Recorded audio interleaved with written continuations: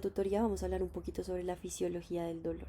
Lo primero que tenemos que hacer es empezar definiendo qué es el dolor y vamos a tener que es una sensación desagradable y una experiencia emocional que están asociadas a un daño tisular.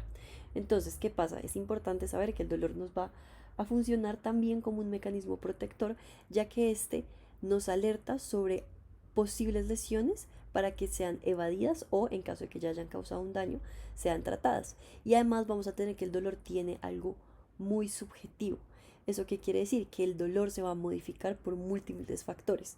Por ejemplo, si tengo un jugador de fútbol que está en un partido y se lesiona, puede que el jugador no sienta dolor sino hasta que se acaba el partido, porque el dolor no va a ser específicamente o directamente relacionado solo con el mecanismo de la lesión, sino que también va a tener, digamos que, influencia de muchos factores adicionales.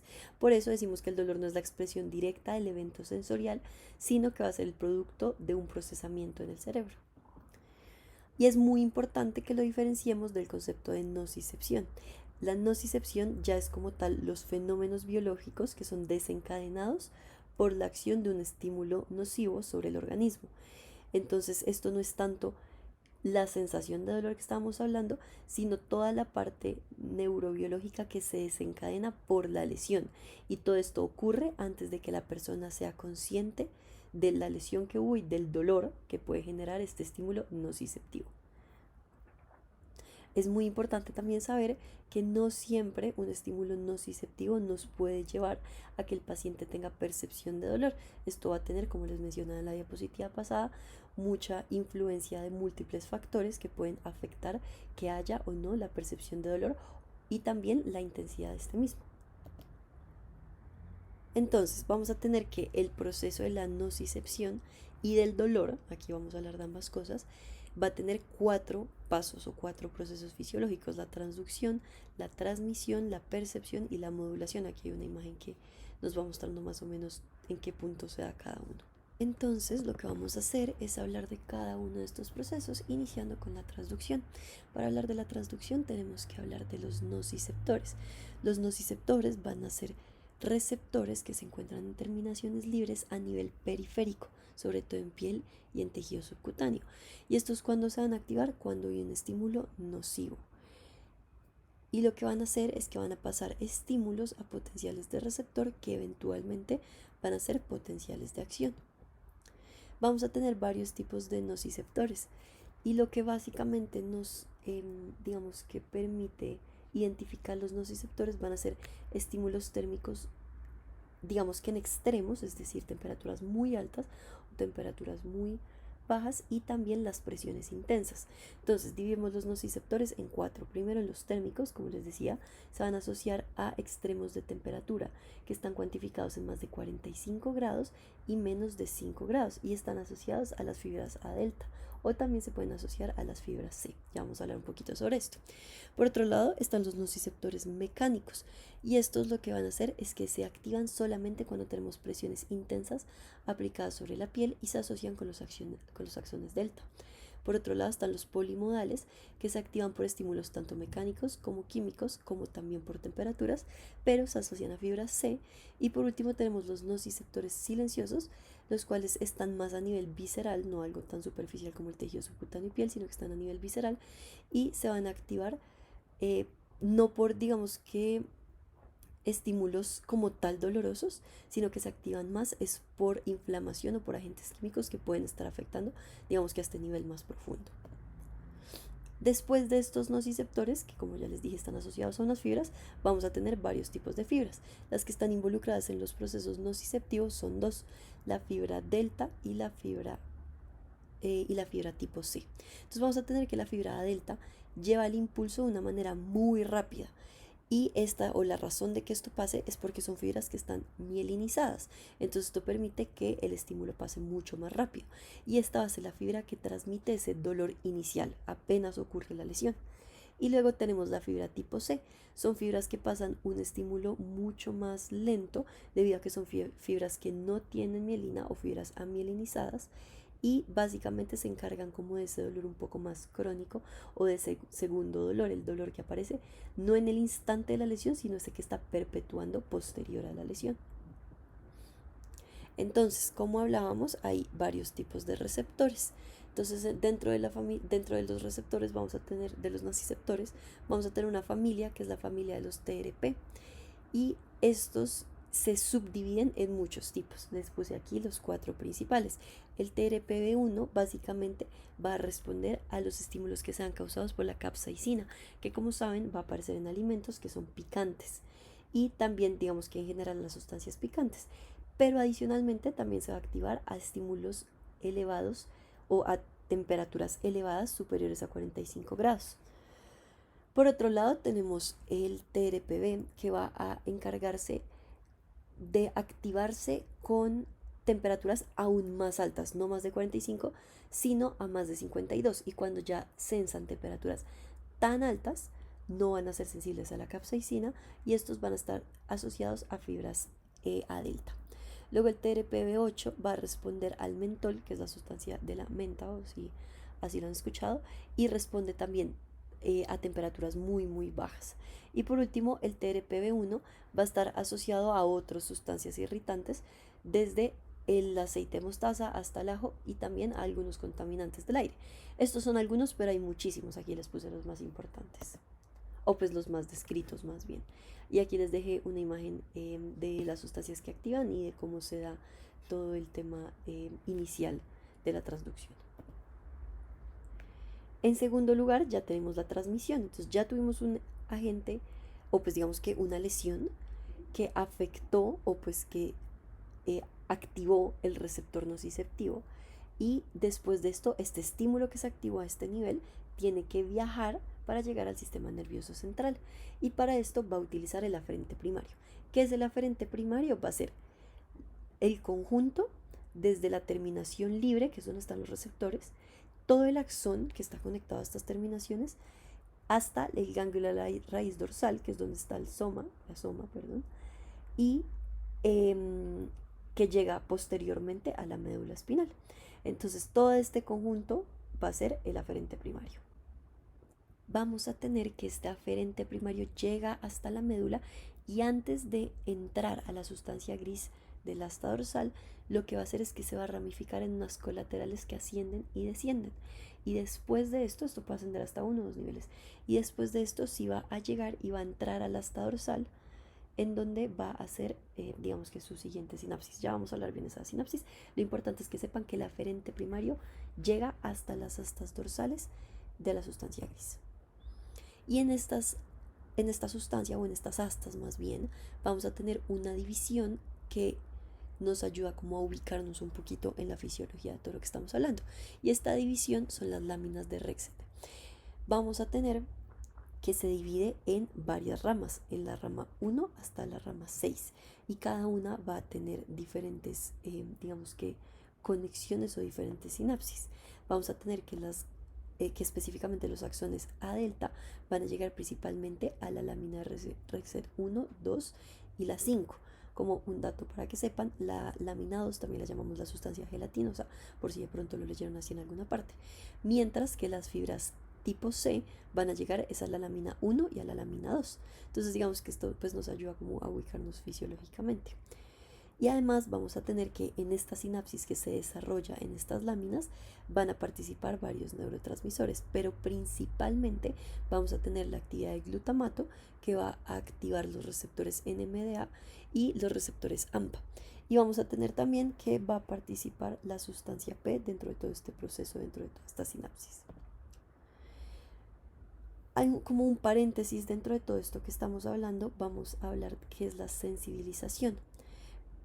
¿Por qué lo incluyo acá? Porque es un proceso que afecta a nivel de este proceso de la transmisión. Entonces vamos a hablar que la sensibilización ocurre cuando hay un estímulo doloroso que se asocia a un daño tisular, y lo que ocurre aquí es que por toda la reacción inflamatoria se nos genera una hiperalgesia. Es decir, tengo un estímulo doloroso que causó un daño y que seguramente está activando sus vías nociceptivas para posteriormente activar dolor, o pues generar dolor más bien. Pero también tenemos que toda esta sopa inflamatoria hace que estímulos que ocurran alrededor, que de pronto no son, digamos que no lesionan, sino que son simplemente estímulos, generen una respuesta como si fuera una respuesta dolorosa. Esto lo llamamos la sensibilización periférica.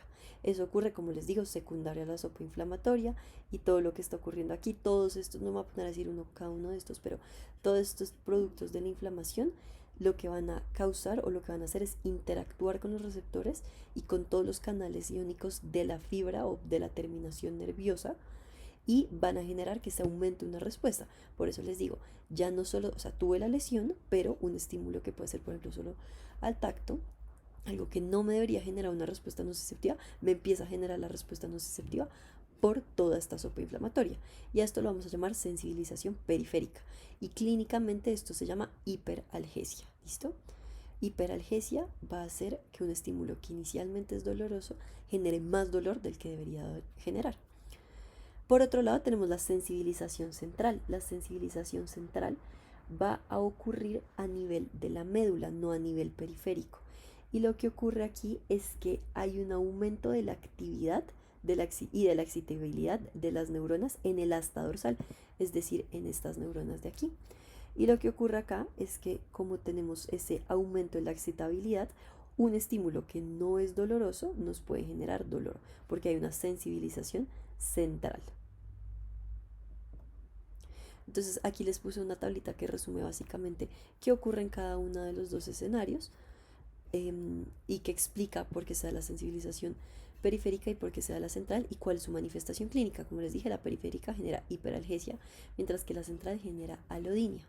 En este paciente, simplemente un estímulo que no es doloroso sí se genera como doloroso, mientras que aquí un estímulo que inicialmente era doloroso se percibe como más doloroso. Ahora también tenemos los dermatomas dentro de este proceso de transmisión. ¿Por qué lo pongo en esta diapositiva? Porque acá, o pues más que en esta diapositiva, en este proceso de fisiología de dolor, porque acá en la transmisión hablamos del aferente primario. El aferente primario va a seguir el camino de un dermatoma, que si se acuerdan es la representación de cada raíz y qué parte del cuerpo está asociado a cada una de las raíces y a cada uno de los niveles medulares. Dentro de la transmisión vamos a tener también toda la vía ascendente nociceptiva, es decir, hasta ahora, como les mencioné en esta diapositiva, hablamos del aferente primario que va desde la médula hacia la parte periférica, pero también vamos a tener las vías que ascienden por toda la médula hasta el cerebro. Y aquí vamos a tener varios tractos. Vamos a tener el tracto espinotalámico, el tracto espinoreticular, el tracto espinoparabraquial y otros dos que son el tracto espinohipotalámico y el tracto o la vía postsináptica de las columnas dorsales. De estas dos no vamos a hablar a profundidad en este momento, pero vamos a tener, o pues vamos a mencionar así a grandes rasgos, que el tracto hipotalámico está asociado con el control autonómico que nos regula toda la respuesta neuroendocrina y cardiovascular, como asociado a todos estos procesos que hablamos. Y por otro lado, que la vía postsináptica de las columnas dorsales, o simplemente las columnas dorsales, son las que están asociadas con el dolor visceral y el dolor de fibra tipo C, que es el dolor más crónico. De eso no vamos a hablar en este momento, pero ahí les dejo como ese dato para que lo recuerden. Entonces el primer tracto, el que más va, o pues que vamos a hablar y que de pronto es como el que más se escucha, va a ser el tracto espinotalámico. Entonces, ¿dónde va a empezar este tracto? Vamos a tener que, o pues más que empezar en donde, sí, en donde va a empezar en las láminas de Rexet. Entonces, como teníamos, el aferente primario llega a las láminas de Rexet. Cuando ese aferente primario llega, lo que va a hacer es que va a ascender 2 niveles y en esos 2 niveles hace su primera sinapsis. Cuando hace su sinapsis se decusa, es decir, el estímulo no se va al otro lado, sino hasta que asciende 2 niveles. Sube 2 niveles y después de subir 2 niveles se cruza hacia el lado contralateral. Y cuando se cruza hacia el lado contralateral se va por todo el camino anterolateral, como pueden ver en esta imagen. Y una vez asciende va a llegar hasta el tálamo. Y en el tálamo va a llegar al núcleo ventroposterolateral. Y allí va a ser la segunda sinapsis con la neurona ya, digamos que a nivel de cerebro. En segundo lugar vamos a tener el tracto espinoreticular. Entonces, bueno, al inicio les había mencionado que eran 6 láminas de Rexet, me refería específicamente esto a las que están asociadas sobre todo con los procesos nociceptivos, pero no son las únicas. Vamos a tener que el espinoreticular va a empezar en la lámina 7 y 8, en donde el aferente primario hizo sinapsis, posteriormente se decusa, va a ascender por todo el o por toda la porción anterolateral y va a llegar hasta la formación reticular donde va a ser su segunda sinapsis. Y en tercer lugar tenemos el tracto espinoparabraquial. Este lo mismo va a iniciar em, en las astas posteriores y pues después de que se hace la sinapsis del aferente primario a nivel del asta posterior, se decusa, asciende también por el lado anterolateral y esto lo que va a hacer es que va a llegar hasta el núcleo parabraquial a nivel del puente. Como algo importante a saber es que puede sacar unas ramas colaterales que nos van a hacer sinapsis en la sustancia gris periacueductal y ese va a ser el tracto espinomesencefálico.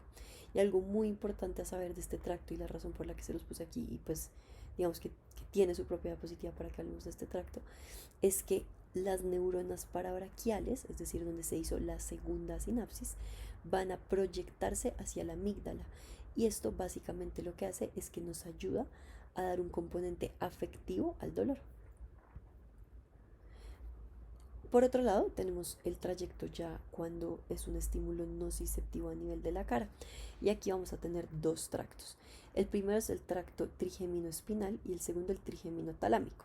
Entonces, el tracto trigémino espinal va a tener que los axones de como de lo que estamos llamando en las diapositivas pasadas, los aferentes primarios, se originan en el ganglio del trigémino y también en otros ganglios que están asociados, que son los ganglios del séptimo, del noveno y del décimo par. Y lo que ocurre aquí es que estos nervios van a generar o van a pasar esa información nociceptiva hacia el tallo cerebral. Van a entrar por el puente, van a descender hacia el bulbo raquídeo. Si bien aquí estamos hablando, por ejemplo, ganglio trigémino, entra al puente, desciende hasta el bulbo y en el bulbo vamos a tener que va a hacer su primera sinapsis.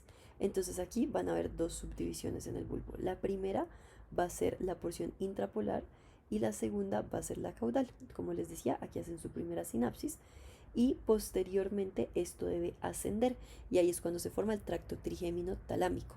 Entonces la segunda neurona que sale aquí esta primera sinapsis va a ascender hasta llegar al tálamo y allí va a ser su sinapsis en el núcleo ventroposteromedial.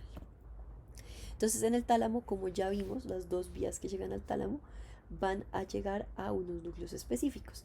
El del cuerpo va a llegar al ventroposterolateral, mientras que la cara al ventroposteromedial.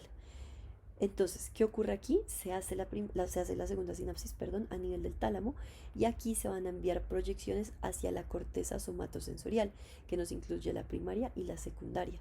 Y todo esto lo que hace es que transmite la información para dar digamos que ese componente discriminativo del dolor y lo que hacemos con esto es encontrar la localización, la intensidad y la característica o la calidad del estímulo doloroso. Y ya a nivel de la corteza también vamos a tener involucradas otras porciones. Entonces vamos a tener involucrada la corteza insular, que es donde vamos a tener ese componente, digamos que es afectivo y cognitivo del dolor, y va a recibir proyecciones tanto del tálamo como de la amígdala. También vamos a tener participación del giro cingulado anterior que hace parte del sistema límbico. Entonces, una vez más, nos va a ayudar a darle un componente afectivo al estímulo nociceptivo que ahora se está o que se va a percibir como dolor eventualmente. Y por otro lado, también vamos a llegar a la corteza somatosensorial primaria y a la secundaria. Entonces, en la primaria, esta se va a activar por impulsos que vienen directamente del tálamo y va a ayudar, como ya les había mencionado en la diapositiva pasada, a dar información o interpretar el estímulo nociceptivo, es decir, nos va a decir la cualidad o la característica, la intensidad del estímulo y toda la dinámica del espacio temporal. Y por otro lado, vamos a hablar también de la somatosensorial secundaria. Y aquí, como pues ya dijimos, también se va a activar por estímulos nociceptivos, pero la respuesta no va a ser tan fuerte como la de la somatosensorial primaria. Entonces la corteza somatosensorial, aquí no me voy a dividir, como ustedes saben, tenemos solo un músculo y en cada parte de la corteza somatosensorial vamos a tener representada una parte del cuerpo. En tercer lugar, el proceso que tenemos es la percepción. La percepción es muy importante porque, como les decía al inicio, aquí ya no estamos hablando solo de estímulo nociceptivo, sino que ya vamos a hablar un poco sobre dolor y sobre cómo este puede ser percibido por múltiples cosas. Entonces es muy importante saber que va a tener, digamos que como unos, sí, como muchos estímulos, o no más que estímulos, va a tener muchos factores que influencian en cómo la persona percibe el dolor. Y esto es algo que llaman el neuromatrix. Esto básicamente son varios de los puntos que se deben tener en cuenta a la hora de considerar cómo se percibe el dolor o cómo cada persona percibe el dolor. Y vamos a tener que los componentes de la percepción van a ser cuatro, perdón, cinco: la duración, la intensidad, la localización, la cualidad y el afecto. Esto todo es lo que, todas son las cinco dimensiones en las que se percibe, o pues que influencian y en las que se percibe el dolor. Entonces vamos a tener algo que es el componente afectivo motivacional, y este va a ser dependiente de varias vías y también va a ser dependiente del tallo cerebral.